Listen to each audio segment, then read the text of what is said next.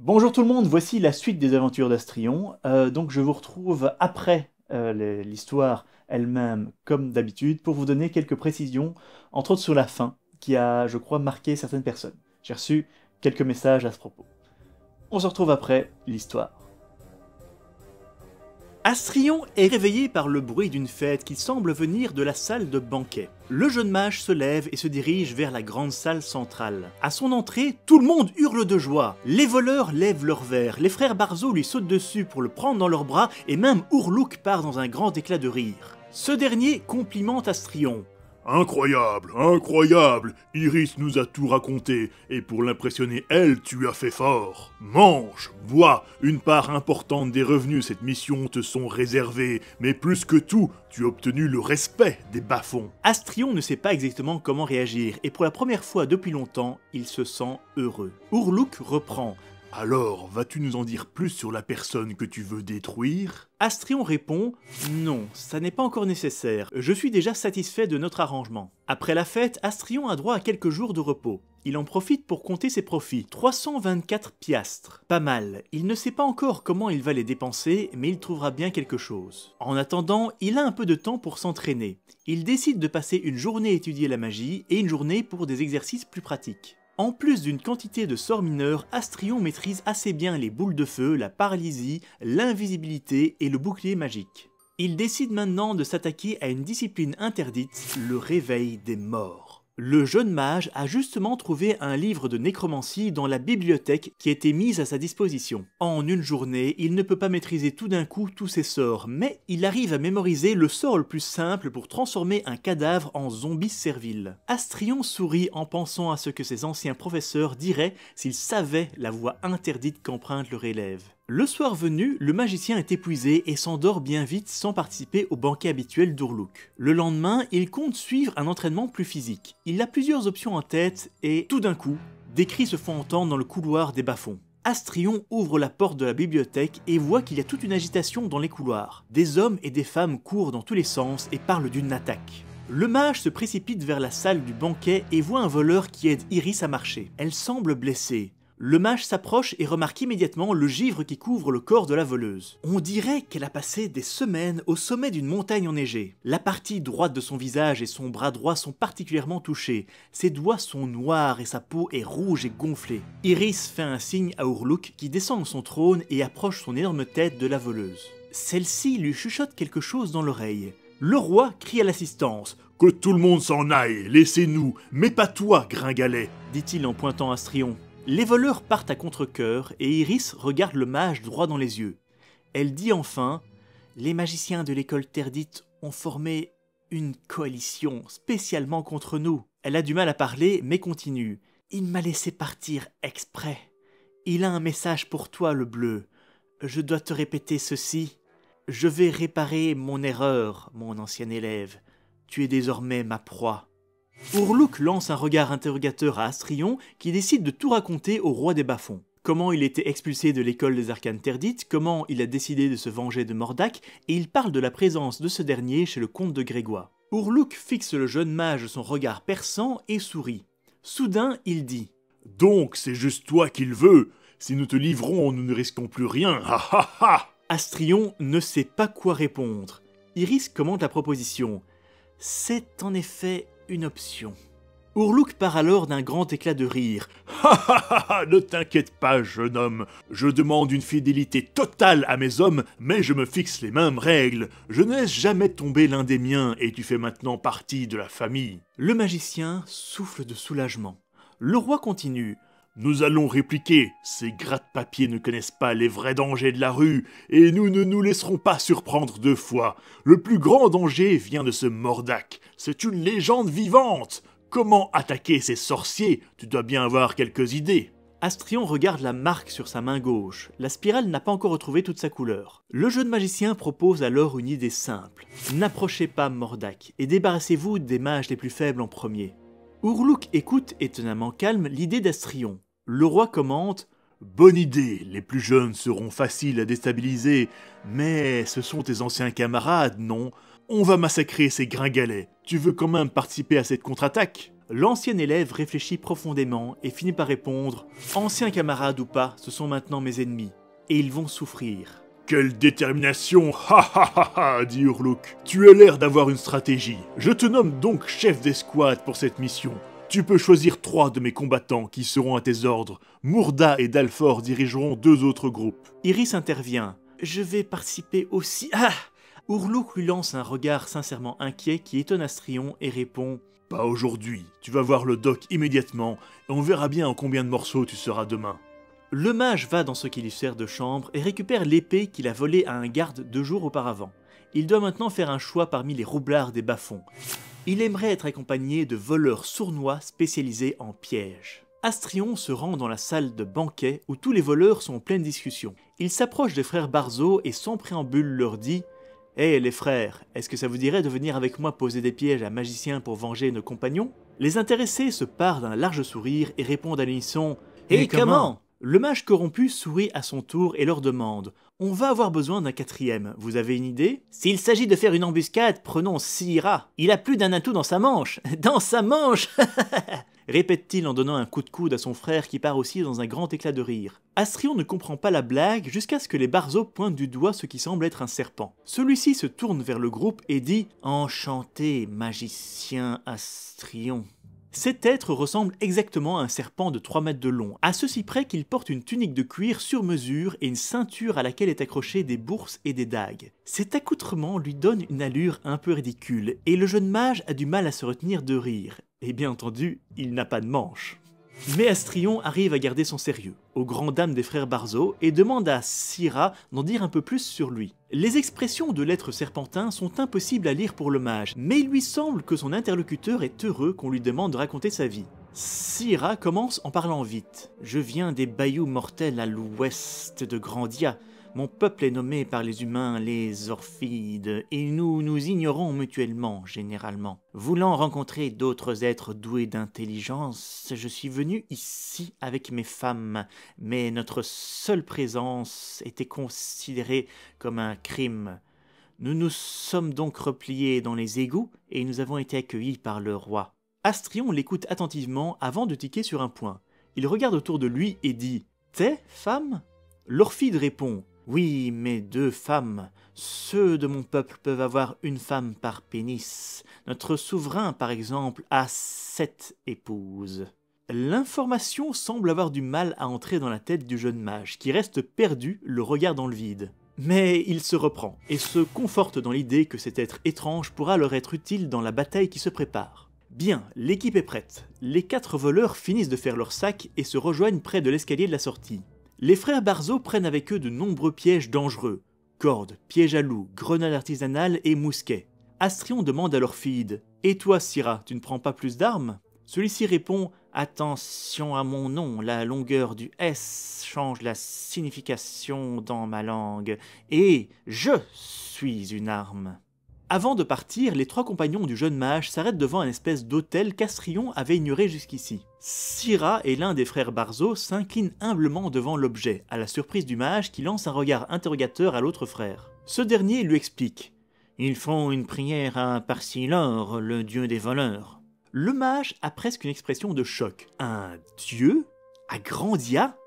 Le voleur reprend. Tu n'es jamais sorti de ce pays, n'est-ce pas? C'est vrai que l'idée de prier des êtres invisibles a disparu ces contrées depuis des siècles. Moi-même, je n'y crois pas, mais de nombreux pays continuent à leur demander des faveurs. Urluk a rapporté cette pratique de son pays d'origine, et ça a parlé à plusieurs voleurs superstitieux, comme mon frère. Qui sait, c'est peut-être eux qui ont raison, dans le fond. Astrion commence à expliquer. Il existe bien des êtres surpuissants dans d'autres dimensions, ça on me l'a appris, mais de là à penser qu'ils nous écoutent et obéissent à nos désirs? Il regarde l'autel gravé. En son centre, il y a une statue représentant un ogre avec 3 têtes et 5 bras. Des pièces tombent de ses mains. Astrion hésite, mais finit par s'incliner à son tour devant l'autel et fait une prière silencieuse, chose qu'il n'avait jamais fait auparavant. Les 4 compagnons montent ensuite les escaliers. Soudain, le mage ressent une vive douleur dans sa main gauche, comme si on avait profondément planté une aiguille dans celle-ci. Il regarde sa main, mais ne voit rien de particulier. La spirale est toujours incomplète. Astrion reprend son ascension et rejoint les autres voleurs. Les frères Barzo connaissent ce coin par cœur et indiquent aux mages ce qui leur semble être le meilleur endroit pour une embuscade. Il s'agit d'une petite place abandonnée où se croisent 5 ruelles. Il y a moyen de se positionner en hauteur pour qu'ils attaquent leurs ennemis. Plusieurs plans viennent à l'esprit du magicien renégat. Aucun n'est parfait et il faudra certainement improviser, mais voici l'approche qu'il présente à ses compagnons. Syrah servira d'appât et attaquera sournoisement un magicien, espérant le tuer sur le coup. Il doit ensuite fuir pour attirer les magiciens jusqu'à la place et se cacher en pénétrant dans une bouche d'égout. En hauteur, Astrion et l'un des frères les bombarderont alors autant que possible et l'autre frère leur tirera dessus de l'autre côté de la place avec les mousquets. Les compagnons se rendent sur la place indiquée par les Barzo et se mettent en position. Le jeune magicien monte dans un immeuble jusqu'à une terrasse qui surplombe le lieu. N'arrivant pas à obtenir de prénom en parlant avec eux, Astrion appelle maintenant mentalement les frères Barzo Barbe et Barzo Chauve. Ce dernier se met à côté de lui en préparant des pièges et des grenades artisanales. Le magicien regarde les explosifs avec appréhension. Il sait bien qu'ils sont très instables et que ces grenades ont plus de chances d'arracher la main de leur propriétaire que de blesser leur cible. Barzo Barbe se place derrière une porte à moitié arrachée dans la ruelle la moins fréquentée, de façon à avoir une visibilité maximale sur la place. Chaque frère protège sa position avec quelques pièges à loups. Syrah part alors à la chasse. Il cherche un groupe de magiciens belliqueux et se rend vite compte qu'il y en a 2 à proximité, une équipe de 3 et une équipe de 6. Il hésite une seconde mais décide de s'attaquer à la plus petite équipe en premier. Syrah s'approche discrètement de l'équipe de 3 magiciens. En un éclair, il enserre l'un d'eux avec son long corps et plante une de ses dagues dans la gorge de sa cible qui rend l'âme dans un gargouille de sang. Les 2 autres se retournent et sont abasourdis par la vision devant laquelle ils se retrouvent. L'assassin en profite pour partir dans l'autre sens et rejoint la place piégée. L'Orphide n'est pas très rapide et une boule de feu explose juste à côté de lui, le brûlant méchamment au passage. Il accélère autant que possible et arrive de justesse à plonger dans la bouche d'égout comme prévu par le plan. Sans attendre, Astrion et les frères Barzo bombardent leur cible avec tout ce qu'ils ont. L'un des magiciens se prend une balle et ils sont tous les 2 pris dans diverses explosions. Quand la fumée se dégage, il ne reste plus que leur corps mutilé.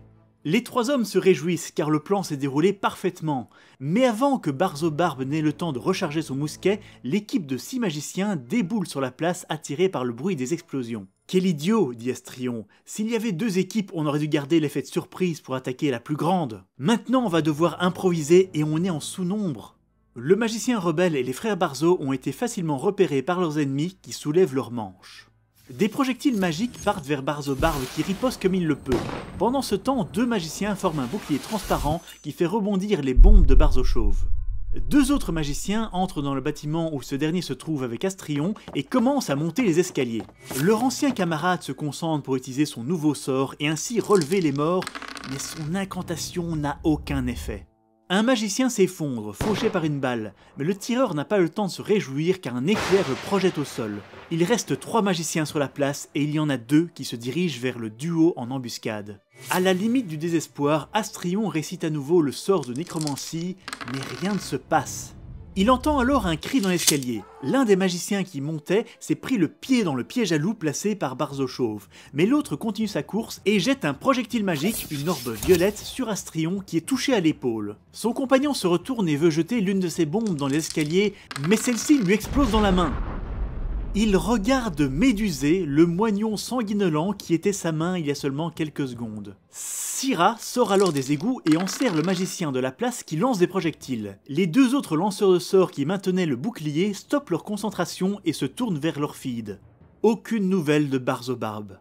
Astrion utilise maintenant un sort qu'il connaît bien, une boule de feu. Coincées dans le mince escalier, ses cibles n'ont aucune chance, elles sont prises dans l'explosion et finissent englouties par les flammes. Avec un sang-froid étonnant, son compagnon stoppe l'hémorragie de son poignet d'une seule main. Les choses ne se passent pas aussi bien pour l'Orphide. D'un geste expert, il a le temps de planter un poignard dans la gorge de sa proie, mais l'un des autres magiciens lui lance un sort de paralysie qui le fait tomber au sol, inerte.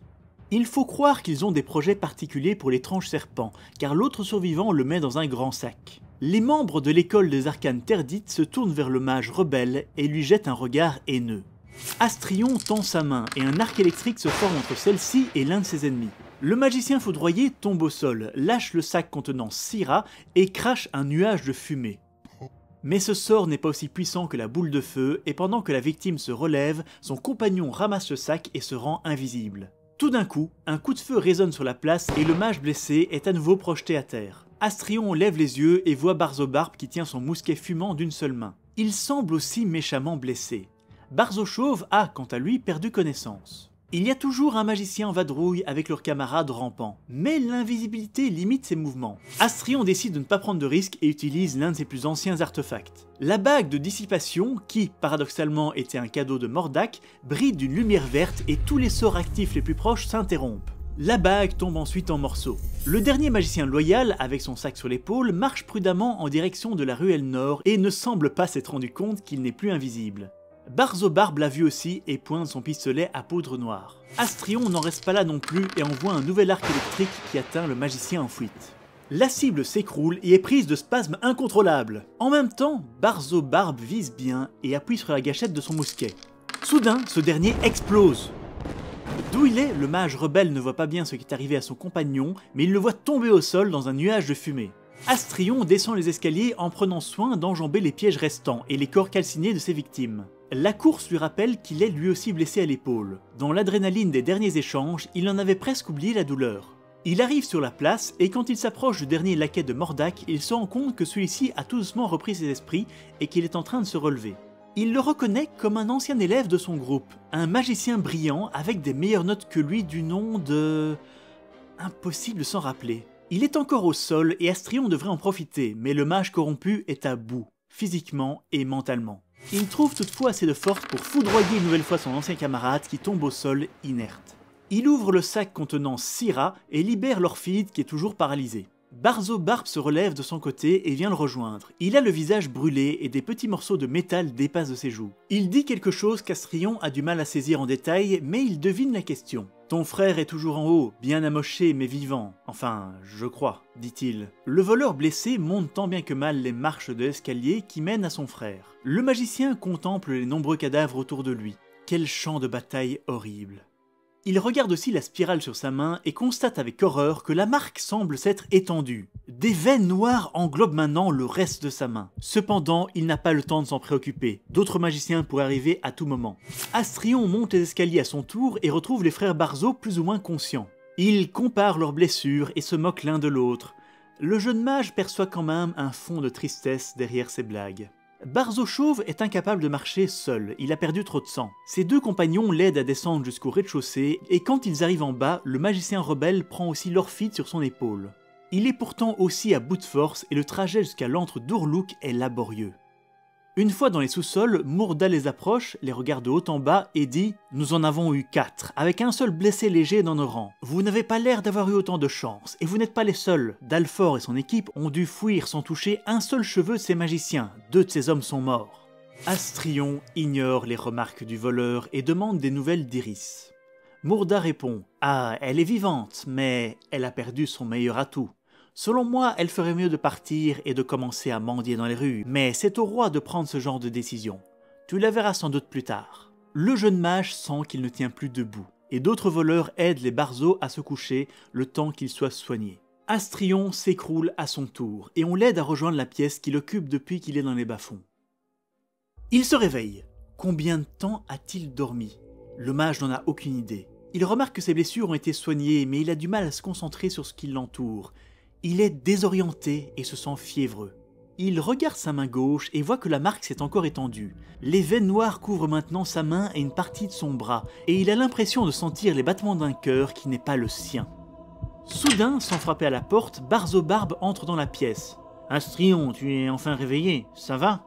Tu as l'air un peu importe, j'ai quelque chose à te dire. Je demanderai au doc de passer te voir juste après. » Le mage a l'impression d'être dans le brouillard. Sa vision se trouble et il ne comprend qu'un mot sur 2. Son compagnon continue. « Ça n'a pas été évident là-haut, mais tout le monde dit ici que nous avons accompli un exploit. 9 magiciens morts, ça les fera réfléchir. Bon, j'ai perdu ma beauté naturelle par contre, dit-il en touchant les cicatrices sur son visage. Et mon frère a perdu une main, mais nous connaissions les risques des armes à poudre noire, c'est toujours imprévisible. » Astrion tente un sourire, mais celui-ci ressemble plus à une grimace.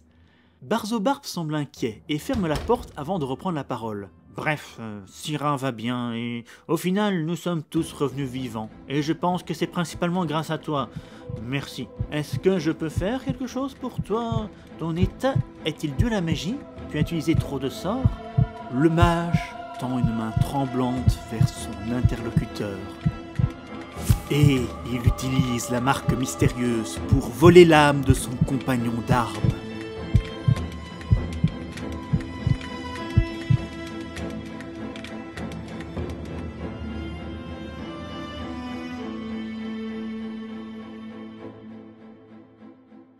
Voilà, ça c'est fait. Pourquoi cette fin? Donc déjà, vous ne vous rendez pas forcément compte de ce qui s'est vraiment passé ici en suivant juste la vidéo.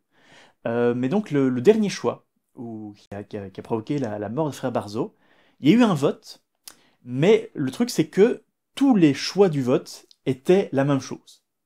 Tous les choix du vote, c'était tuer le frère Barzo.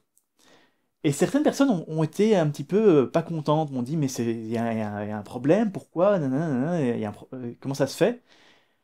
Donc, les médias. Chaque média a ses façons de raconter une histoire. Dans un roman, il y a des codes pour vous transmettre une émotion. Dans le cinéma, il y a des codes cinématographiques pour vous transmettre une émotion par l'image, le son, etc. Ici, cette histoire interactive, qui est un peu un livre dont vous êtes le héros que j'improvise au fur et à mesure, c'est un truc qui n'a pas vraiment de code. Et donc j'expérimente. Et qu'est-ce qui s'est passé à ce moment-là? Vous avez eu le méchant sentiment vous êtes senti forcé, n'est-ce pas? Vous êtes senti forcé à faire un choix que vous ne vouliez pas faire. C'est comme si on prenait possession de votre corps. C'est exactement ce qui est arrivé à Astrion. C'est exactement ce qu'il a ressenti. Il voulait pas faire ça. Il voulait pas tuer son compagnon, mais il a été forcé, entre autres parce qu'il a fait plusieurs choses. Il a fait une chose qu'il fallait pas faire. Je ne sais pas si vous vous êtes rendu compte, on reviendra là-dessus plus tard. Et puis il a fait un pacte avec des forces démoniaques. Maléfiques, disons plutôt. J'aime pas le terme démoniaque. Il a fait un pacte avec des forces maléfiques. Hein, c'est pas gratuit. Quoi qu'il en soit, voilà. Mon but, c'était de vous donner cette émotion, de donner cette impression de vous mettre à la place du personnage. Via ce choix qui n'en était pas un, vous donnez ce sentiment d'avoir été forcé à faire quelque chose. Et puis ça me permet aussi de relancer l'histoire.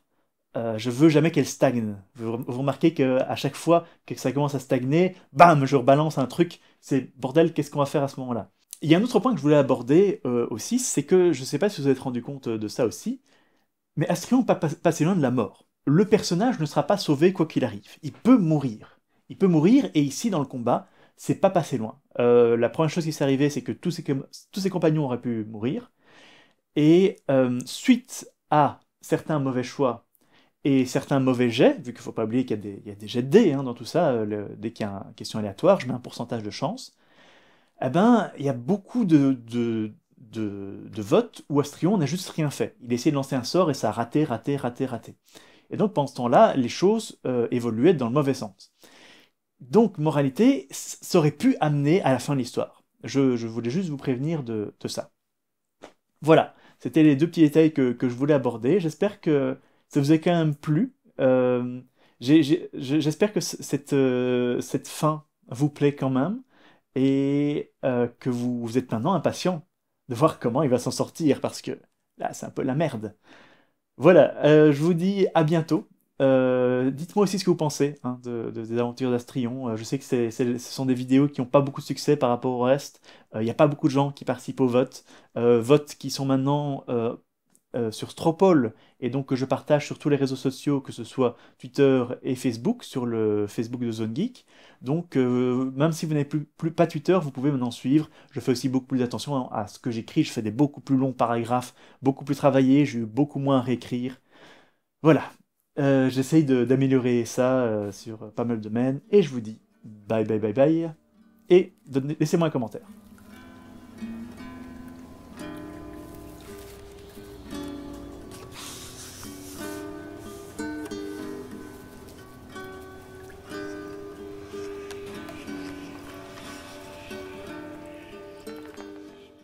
Urluk fils le jeune... Fist. Urluk Fist. Ah mon dieu!